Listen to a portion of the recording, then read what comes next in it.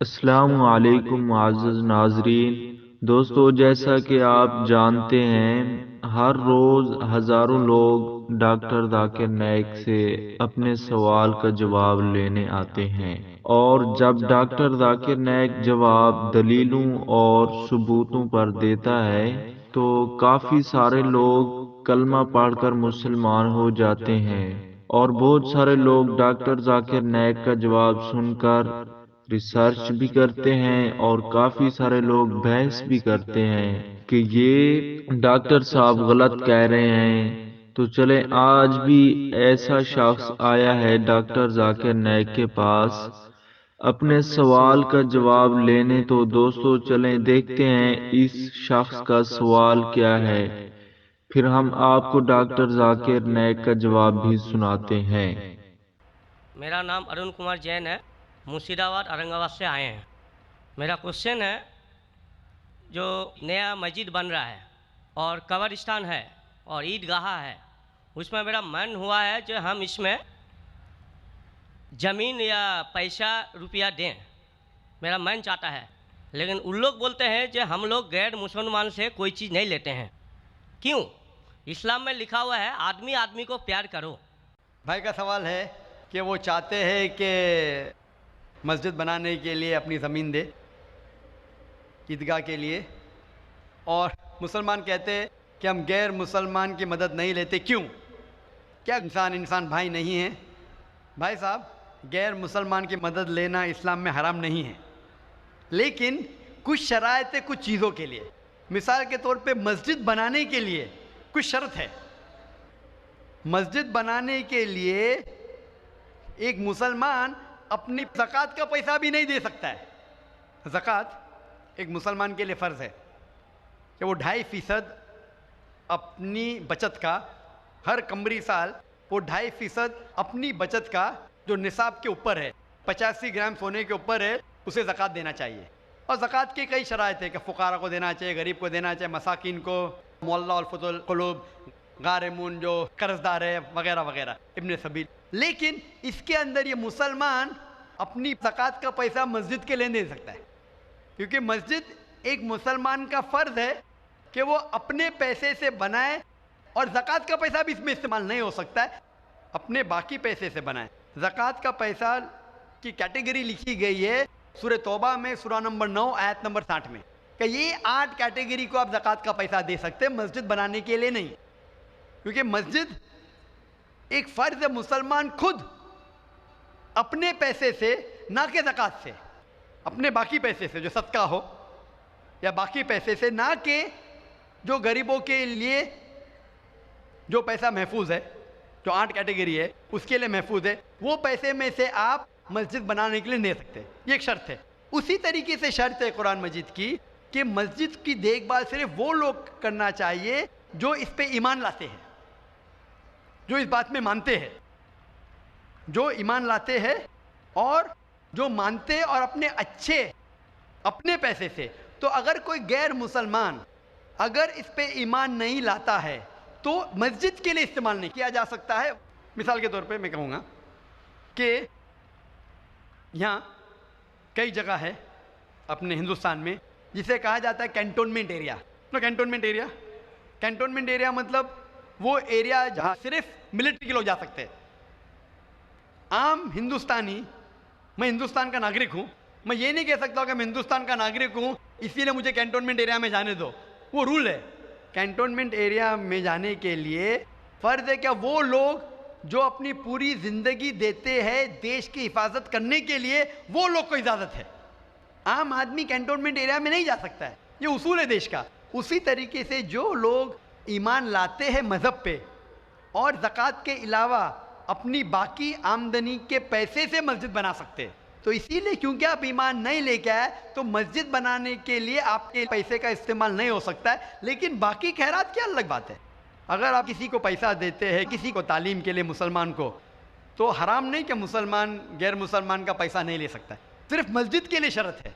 तो कुछ चीज़ों के लिए शराइत है, बाकी चीज़ों के लिए नहीं। मिसाल के तौर पर आप कहना चाहते हैं कि मैं मेरे पैसों से कोई मुसलमान को पढ़ाना चाहता हूँ, तो कोई मुसलमान आपके पैसे से तालीम हासिल करना उसके लिए हराम नहीं है, सिर्फ मस्जिद के लिए।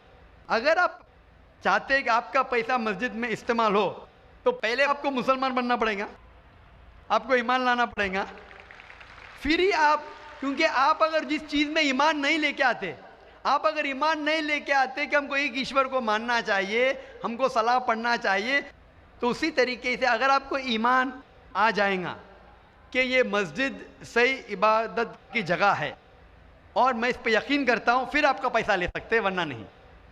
Hope that answers the question. आपका दूसरा सवाल? दूसरा सवाल है ये, हम लोग जो गाय का दूध पीते हैं वो वेज है कि या नॉन वेज है? भाई का सवाल है कि हम गाय का दूध जो पीते हैं वो वेज है कि नॉन वेज है। साइंटिफिकली गाय वेज है कि नॉन वेज है? भाई साहब, हम लोग जानते हैं नॉन वेज है। गाय नॉन वेज है ना? हाँ। तो उसका दूध वेज होगा या नॉन वेज होगा? नॉन वेज, लेकिन हम लोग का धर्म में वो देवी है। हाँ, अभी उसके ऊपर बाकी सवाल आ गया ना। आपका पहला सवाल था कि दूध नॉन वेज है क्या वेज है, तो मैंने पूछा गाय नॉन वेज है क्या वेज है, आपने कहा नॉन वेज, तो दूध भी नॉन वेज होगा। तो साइंटिफिकली दूध नॉन वेज है, लेकिन क्योंकि दूध के बिना आपकी जिंदगी नहीं गुजर सकती है, तो दूध को लोग ने वेज कर दिया। आप समझे ना, दूध के बिना जिंदगी गुजरना मुश्किल है, तो दूध को वेजिटेरियन कह दिया। तो मेरे तकरीर में जो मुनाजरा हुआ था मेरा एक जैन के साथ कि गोश्त खाना इंसान के लिए हराम है कि हलाल है। हम भी जैन है। मालूम है आपका नाम जैन है। तो एक मुनाजरा हुआ था with the president of the Indian vegetarian congress, mister Rashmi Bhai Zaveri, वो प्रेसिडेंट थे। तो एक मुनाजरा हुआ कि गोश्त खाना इंसानों के लिए हराम है कि हलाल है। और मुनाजरे में मैंने साबित किया कि गोश्त खाना इंसान के लिए हराम नहीं, अच्छा है, साबित किया। और उसमें यह भी कहा कि दूध नॉनवेज है, लेकिन सारे वेजिटेरियन दूध पीते, क्यों? आप समझ रहे ना। तो दूध साइंटिफिकली इज नॉन वेजिटेरियन। आपने कहा क्या है, हमारी देवी है। आप अगर पढ़ेंगे, जैसा मैंने कहा कि न तस्य प्रतिमास्ति, उस ईश्वर की कोई प्रतिमा नहीं, कोई अक्स नहीं। आप समझे ना, कोई अक्स नहीं, कोई पिक्चर नहीं, कोई पेंटिंग नहीं, कोई फोटोग्राफ नहीं। तो ये वेद के मुताबिक ये गलत हो जाता है। आप समझे ना। लेकिन फिर भी मैं जानता हूं कि कई किताबों में, क्योंकि हिंदू किताबें दो किस्म की है, श्रुति और स्मृति। श्रुति वो किताब जो भगवान की तरफ से आए, वेद और उपनिषद। स्मृति वो किताब जो इंसानों ने लिखी है। तो श्रुति होती जो ईश्वर की तरफ से है, और एक होती है स्मृति जो इंसानों ने लिखी है। तो मैं जानता हूं कि कई हिंदू मजहबी किताबों में, खुसूसन स्मृति में, ऐसी चीज़ें लिखी है जो श्रुति के खिलाफ है। ये आप देखेंगे, गाय आपकी देवी है, वो आप वेद में नहीं पाएंगे, आप नीचे वाली किताब में पाएंगे। तो जब भी कोई ऊंची या नीचे किताब में टकराव हो, तो हमें मानना चाहिए ऊंची किताब। कुरान इस्लाम की सबसे ऊंची किताब है। कुरान से कोई भी किताब टकराई तो हमें कुरान में मानना चाहिए, उस किताब में नहीं। आप समझे ना। तो इसी तरीके से अगर आप वेद में पढ़ेंगे, वेद में लिखा है कि खुदा का कोई अक्स नहीं, तो अगर वो मानेंगे तो हमें मानना पड़ेगा कि खुदा का कोई रूप नहीं। तो ये कहना कि गाय देवी है, ये कई पंडित कहते हैं कि हम जानते हैं कि खुदा एक है, हम जानते हैं ईश्वर एक है, लेकिन हमें कंसंट्रेशन के लिए हमें बहुत बार मूर्ति का सहारा लेना पड़ता है।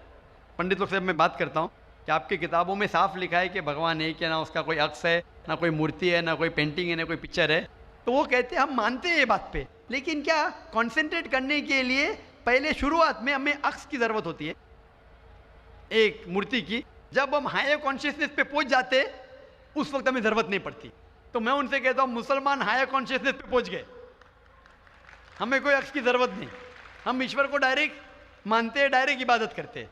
तो इसी तरीके से कभी भी टकराव होता है मजहबी किताबों के अंदर, तो ऊंची किताब को मानना चाहिए नीची किताब के बनिस्बत। तो ऊंची किताब में लिखा है कि ईश्वर का कोई अक्स नहीं है, आप समझे ना। फिर भी आप देखेंगे लोग अपनी मजहबी किताब को नहीं मानते। तो मेरा यही कहना है लोगों से, चाहे मुसलमान हो, जैसा मैंने कहा कि कुरान को समझ के पढ़ो। मैं कहता हूँ हिंदुओं से कि आप भी वेद को समझ के पढ़ो। मैं कहता हूँ इंडियन गवर्नमेंट से कि संस्कृत कम से कम हिंदुओं के लिए फ़र्ज करो, तो हिंदू कम से कम संस्कृत पढ़ सकेंगे, अपने मज़हब के करीब आएंगे, और हिंदू मुस्लिम भी करीब हो जाएंगे। क्योंकि संस्कृत पढ़ेंगे तो आपको पता चलेगा कि आपकी किताब में क्या लिखा है। तो कोई भी पंडित आपको घुमाएगा नहीं, फिर पंडित घुमाएगा तो बोलेंगे तो हवाला दो, कोई है। आप समझे ना। बहुत से हिंदू मेरे जो सुनते हैं मुझे, अपने पंडित से पूछते गए मुसलमान है जो ऐसा करता है, बोलते अरे अरे वो मुसलमान को सुनो मत। अरे क्यों नहीं सुनो भाई, मैं अगर हवाला गलत दे रहा हूँ तो आप आके पूछ सकते मुझे कि आपने जो हवाला दिया वेद का गलत है। मैं इंसान हूँ, गलती कर सकता हूँ, आप समझे ना। तो मैं कहता हूँ हिंदुओं से कि आप संस्कृत जानो, अपनी वेद पढ़ो, ताला विला कलिमतिन सवाइम बैना बैनकुम, आओ हम उस बात की तरफ जहाँ पर हम यकसा है, यकसानियत की तरफ आएंगे तो हिंदू मुसलमान एक हो जाएंगे। Hope the answer the question. तो दोस्तों आपने देखा डॉक्टर जाकिर नाइक ने इस शख्स को कैसा करार जवाब दिया, और ये शख्स खुद भी कितना मुतमईन हुआ।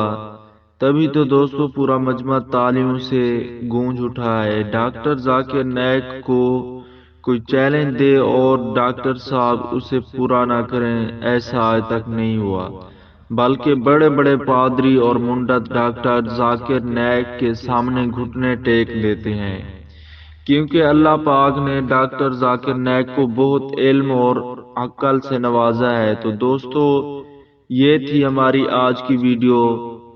अगर आपको ये वीडियो पसंद आई तो इस वीडियो को लाइक करें और अपने दोस्तों के साथ ज़रूर शेयर करें, और ऐसी ही और वीडियोस देखने के लिए हमारा चैनल ज़रूर सब्सक्राइब करें।